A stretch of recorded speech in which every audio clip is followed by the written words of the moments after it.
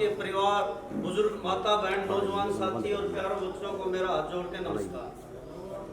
अभी भाई साहब 2-3 बात कह रहे थे जी, अगर भाई जो दान अड़त दोगे और पत्थर ला गया पाओगा। फिलहाल जी उसका कार्यभार मेरे को दे रखा संगठन ने। भाई साहब ने एक आश्वासन दिया है कि मैं दे रहा हूँ, जो रुपया आप यहाँ से दोगे वो सारे वहां लगेंगे जहां लगने हैं। मैं इस अंदर में वादा कर रहा हूँ, कोई भी पैसा बिल्कुल जिस हिसाब से यूज होना चाहिए, जिस भाव से आप दे रहे हो उस भाव से लगना चाहिए। और समय समय पे हमारे महापुरुषों ने हमको शिक्षाएं दी हैं।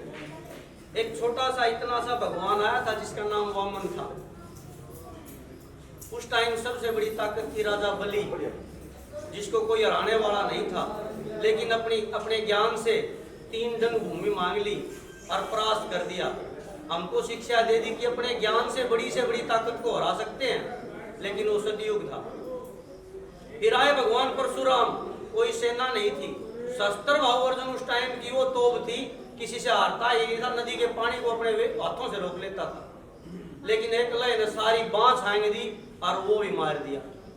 आत्म बल की शिक्षा दी कि आदमी में अगर आत्मा में बल है तो बड़े से बड़ी ताकत को हरा सकता है। फिर आए भगवान रामचंद्र, जिनकी पत्नी को हर लिया था, रीछ बांदर भालू, तो एक संगठन बनाया और उस संगठन से उस पर चढ़ाई करके हरा दिया।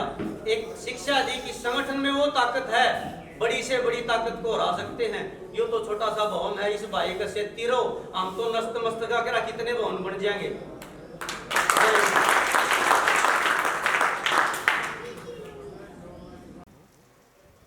सावन का महीना और परमपिता परमेश्वर शिव का प्रांगण। तो सबसे पहले तो परमपिता परमेश्वर शिव को नमन करता हूँ और गांव कसार के ग्राम देवता, स्थान देवता, उन सब को भी नमन करता हूँ। और मेरे लिए एक पुराने समय से ये पूजनीय गांव है और उसका कारण ये है कि मेरे मातृपक्ष का सीधा संबंध इस गांव से है, मेरे पितृपक्ष का सीधा संबंध इस गांव से है, मेरे ससुराल पक्ष का सीधा संबंध इस गांव से है। और अचरज तो आपको जब होगा कि जब मैं ये कहूं कि मेरा भी सीधा संबंध इस गांव से है। इसलिए बहुत सम्मान मेरे मन में इस गांव के प्रति है। और एक बात ये भी है कि एक श्रेष्ठ गांव विप्र वर्ग का, यहाँ विराजमान सभी विप्रों को और मातृशक्ति को नमन करता हूं कि वेद रूप प्राचीन मूर्ति जो ब्राह्मण धारण करते, मन इंद्रिय को रोग पवित्र सद्गुण हृदय धरते, सत्य दया तपस्या संतोष प्रताप इन 8 गुणों में फिरते, और दान पुण्य राज द्रव धन इच्छा बिन नु सबर से कारज सरते, उस ब्राह्मण बीच वास विष्णु का नु ब्राह्मण बड़े बताए, ऋषभ देव शत्रु ने पुत्रों को सिखाए। सूर्य कवि दादा लक्ष्मीचंद का बोल है। लेकिन सारा विप्र वर्ग है और ब्राह्मणों का गांव है, यहाँ शिक्षा देना सूर्य को दीपक दिखाने के समान है। इसलिए मैं जो उद्देश्य ये संगठन लेकर चला है और जो ब्राह्मणों का कर्म है, शिक्षा देना और शिक्षा लेना, और शिक्षा में संस्कार भी शामिल है। कई बार आप देखते होंगे भाई विकास कई बार कहते हैं कि ये जो आज जो शिक्षा प्रणाली है, ये जो हम अपने बच्चों को सिखा रहे हैं, ये आपके बच्चों को पैसा कमाने की मशीन बना सकती है, इंसान नहीं बना सकती। इंसान बनाने के लिए जरूरी है कि आप बच्चों में संस्कार डालो। और हमारी जो संस्कृति है उसका सत्यानाश हुआ जा रहा है, ये आप सभी विप्र वर्ग बहुत अच्छे से समझते होंगे।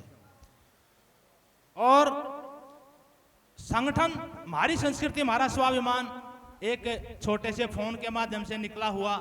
फोन पे सब भाई एकत्रित हुए रोहतक में, और मन में ये इच्छा हुई कि एक इस तरह का कार्य किया जाए कि जो ये हमारी आने वाली पीढ़ियां हैं जो अश्लीलता की तरफ बही जा रहे हैं, उनको किसी तरह से रोका जाए।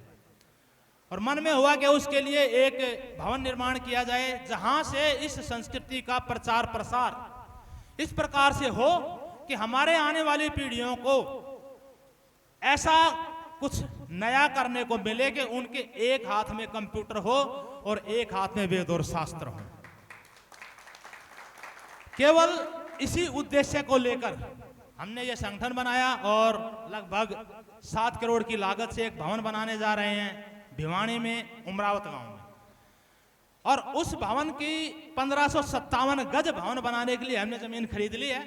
सरकार का भी उसमें अच्छा सहयोग रहा है। और ये और खुशी की बात है कि संस्कृति के एक महान कवि, सूर्य कवि दादा लक्ष्मीचंद के नाम से ये भवन बनाया जा रहा है। और वैसे तो मेरे लिए थोड़ी सी शर्म की बात है कि मैं इस गांव में आऊं और कुछ मांगूं, लेकिन अपने लिए नहीं मांग रहा, संस्कृति के लिए मांग है। जो आप दान कर रहे हैं उन सब दानवीरों को सत सत नमन करता हूं, और जो भविष्य में दान करेंगे उनको भी नमन करता हूं। लेकिन दान दिए धन ना घटे, यूं कह गए दास कबीर। और फिर वही बात आती है कि आप सबको क्या समझाना, लेकिन एक व्यवस्था संगठन की तरफ से बनाई गई है कि 1100 रुपये से 5100 रुपये तक जो भी आप दान देंगे उन सबको एक विशेष सम्मान पत्र संगठन की तरफ से दिया जाएगा।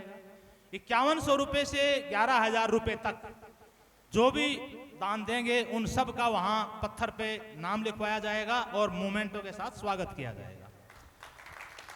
लेकिन मेरी इच्छा है कि विप्र वर्ग का गांव और कभी से पढ़े लिखे लोग इस गांव में रहे हैं, ऐसा मैं अपने दादाजी से और अपने पिताजी से भी सुनता आया हूं। और बड़ा फैलाव है इस गांव का। आप झज्जर चले जाएं तो वहां आपको मुदगल मिलेंगे, कहां से हो जी? कसार से। पासोर चले जाएं उधर बादली की तरफ, उससे आगे के कहां से हो जी? कसार से। आप द्वारका चले जाएं तो जी कहां से हो जी? कसार से। इतना फैलाव इस गांव का है कि मैंने राजस्थान तक इस गांव के लोग देखे हैं। बड़े संपन्न लोग हैं। मैं उम्मीद करता हूं कि कम से कम एक कमरे पे वहां कसार गांव का बोर्ड लगे कि ये कमरा कसार गांव के द्वारा दिया। यही मेरी प्रार्थना है और यही मेरी इच्छा है। और भगवान के प्रांगण में खड़ा हूं, एक बार फिर से परमपिता परमेश्वर शिव को सत सत नमन करता हूं और सबसे प्रार्थना है कि कार्यक्रम का आनंद लें। और एक पुरानी पीढ़ियों से मेरा आपसे संबंध रहा है, इसलिए कुछ भी अगर गलती से भी गलत हुआ हो तो माफी चाहता हूं। राम राम, जय दादा।